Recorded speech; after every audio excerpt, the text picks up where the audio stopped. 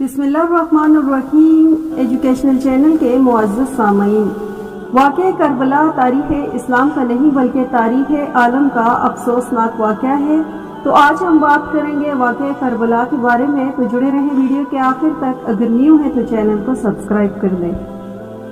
سانحہ کربلا 10 محرم 61 ہجری بمطابق 9 یا 10 اکتوبر 680 کو موجودہ عراق میں کربلا کے مقام پر پیش آیا۔ یزید کی بھیجی گئی افواج نے حضرت محمد صلی اللہ علیہ وآلہ وسلم کے نواسے حضرت حسین رضی اللہ تعالی عنہ اور ان کے اہل خانہ کو شہید کیا۔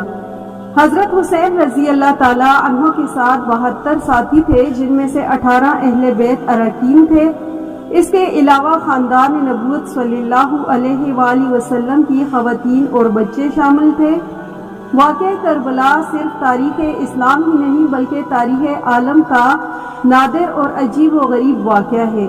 دنیا میں یہی ایک واقعہ ایسا ہے جس سے عالم کی تمام چیزیں متاثر ہوئیں، آسمان متاثر ہوا، زمین متاثر ہوئی، شمس و قمر متاثر ہوئے، حتیٰ کہ خود خداوند عالم متاثر ہوا۔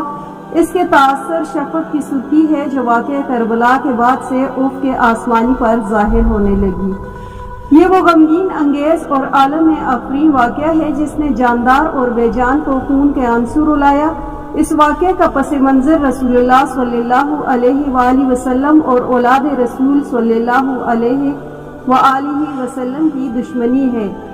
بدر واحد، خندق و خیبر میں قتل ہونے والے کفار کی اولاد نے ظاہری طور پر اسلام قبول کر کے اپنے آباء و اجداد کا بدلہ حضرت رسول کریم صلی اللہ علیہ وآلہ وسلم اور حضرت امیر المؤمنین کی اولاد سے لینے کے جذبات اسلامی کافروں کے دلوں میں عہد رسول ہی سے کروٹیں لے رہے تھے، لیکن عدم اقتدار کی وجہ سے کچھ بند نہ آتی تھی۔ رسول اللہ صلی اللہ علیہ وآلہ وسلم کے انتقال کے بعد 38 ہجری میں امیر المؤمنین برسر اقتدار آئے اور ان لوگوں کو مقابلے کا موقع ملا جو عنان حکومت کو دانتوں سے تھام کر جگہ پکڑ چکے تھے۔ بالآخر وہ وقت آیا، یزید ابن معاویہ خلیفہ بنے۔ حضرت علی اور حضرت امام حسین رضی اللہ تعالی عنہ شہید کیے جا چکے تھے۔ عہد یزید میں امام حسین رضی اللہ تعالی عنہ سے بدلہ لینے کا موقع تھا۔ یزید نے خلافت منصوبہ پر قبضہ کرنے کے بعد امام حسین کے قتل کا منصوبہ تیار کیا اور ایسے حالات پیدا کر دیے کہ حضرت امام حسین رضی اللہ تعالی عنہ کربلا میں آ پہنچے۔ یزید نے بروایت 80,000 فوج بھجوا کر امام حسین رضی اللہ تعالی عنہ کو 18 بنی ہاشم اور بہتر اصحاب سمیت چند گھنٹوں میں موت کے گھاٹ اتار دیا۔ حضرت امام حسین رضی اللہ تعالی عنہ 28 رجب 60 کو مدینے سے روانہ ہو کر 10 محرم الحرام 61 کو رسول کریم صلی اللہ علیہ وآلہ وسلم کی خدمت میں پہنچ گئے۔ ظالموں نے 7 محرم الحرام سے پانی بند کر دیا اور 10ویں محرم کو نہایت بے دردی سے تمام لوگوں کو قتل کر ڈالا۔ کربلا کا یہ واقعہ تاریخ اسلام کا بڑا افسوسناک حادثہ تھا۔ اس واقعے کی خبر اللہ نے حضور صلی اللہ علیہ وآلہ وسلم کو کر دی تھی۔ چنانچہ روایت میں آتا ہے کہ حضور صلی اللہ علیہ وآلہ وسلم نے اپنی زوجہ حضرت ام سلمہ رضی اللہ تعالی عنہ کو ایک شیشی میں کچھ مٹی دے کر فرمایا تھا کہ یہ اس جگہ کی مٹی ہے جہاں میرے نواسے کو شہید کیا جائے گا۔ جب وہ شہید ہوگا تو یہ مٹی خون کی طرح سرخ کر دی جائے گی۔ کربلا کے واقعے کے وقت حضرت ام سلمہ رضی اللہ تعالی عنہ زندہ تھی اور جس وقت امام حسین علیہ السلام شہید ہوئے یہ مٹی خون کی طرح سرخ اور مائع ہو گئی تھی۔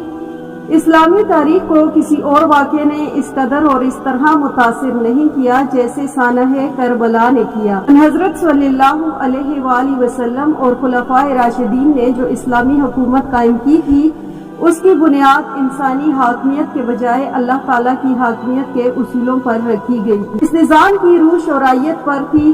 اسلامی تعلیمات کا بنیادی مقصد بنی نوع انسان کو شخصی غلامی سے نکال کر خدا پرستی، حریت فکر، انسانی دوستی، مساوات اور اخوت و محبت کا درس دینا تھا۔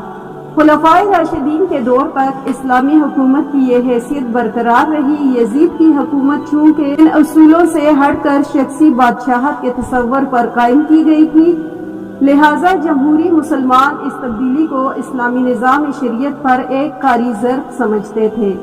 اس لیے امام حسین محض ان اسلامی اصولوں اور قدروں کی بقا و بحالی کے لیے میدان عمل میں اترے۔ راہ حق پر چلنے والوں پر جو کچھ میدان کربلا میں گزری وہ جور، جفا، بے رحمی اور استبداد کی بہترین مثال ہے۔ نواسہ رسول صلی اللہ علیہ وآلہ وسلم کو میدان کربلا میں بھوکا پیاسا رکھ کر جس بے دردی سے قتل کر کے ان کے جسم اور سر کی بے حرمتی کی گئی، اخلاقی لحاظ سے بھی تاریخ اسلام میں اولین اور بدترین مثال ہے۔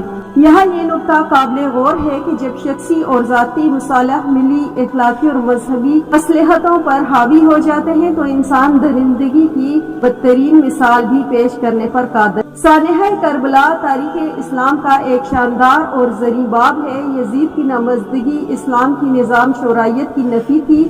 امام حسین نے جب پامردی اور صبر سے کربلا کے میدان میں مصائب و مشکلات کو برداشت کیا، وہ حریت و جرات اور صبر و استقلال کی لازوال داستان باطل کی قوتوں کے سامنے سرنگو نہ ہوئے۔ آپ نے حق و انصاف کے اصولوں کی بالادستی، حریت فکر اور خدا کی حاکمیت پرچم بلند کر کے اسلامی روایت کی لاج رکھ لی۔